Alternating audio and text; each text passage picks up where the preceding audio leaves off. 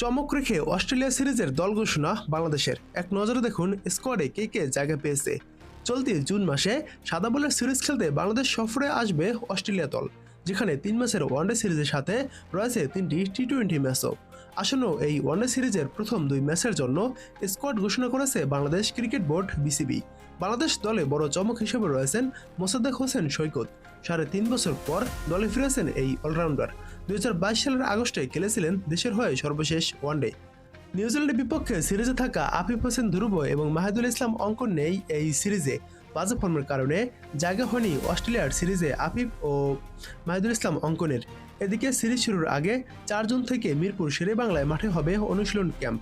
সিরিজের প্রথম ওয়ানডে হবে 9 জুন, পরের দুটি 11 ও 14 জুন। এই ম্যাচগুলোর সময়সূচি আমাদের এই টাইমস টু ক্রিকেট চ্যানেলে দেওয়া হবে, তো আপনারা সাবস্ক্রাইব করে সঙ্গেই থাকুন। মিরপুর শেরেবাংলায় ওয়ানডে শেষে চট্টগ্রামে টি-20 সিরিজ হবে 17, 19 ও 21 জুন। এবার এক নজরে দেখুন বাংলাদেশের স্কোয়াডে কারা কারা জায়গা পেয়েছে।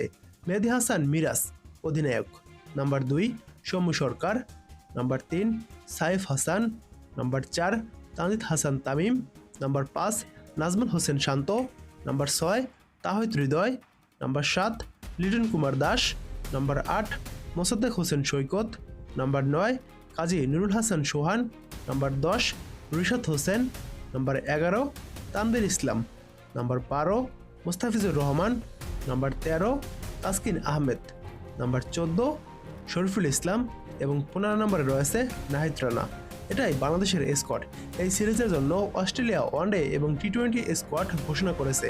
আমাদের এই টাইমস টু ক্রিকেট চ্যানেলে যথাক্রমে স্কোয়াডের ভিডিও পাবেন এবং ম্যাচগুলোর সময়সূচিও পাবেন এবং কবে কখন খেলা হবে সব কিছু পাবেন। তো আমাদের টাইমস টু ক্রিকেট চ্যানেলটি সাবস্ক্রাইব করে নোটিফিকেশন অন করে দিন বাংলাদেশ ও অস্ট্রেলিয়া সিরিজের সকল আপডেট জানতে।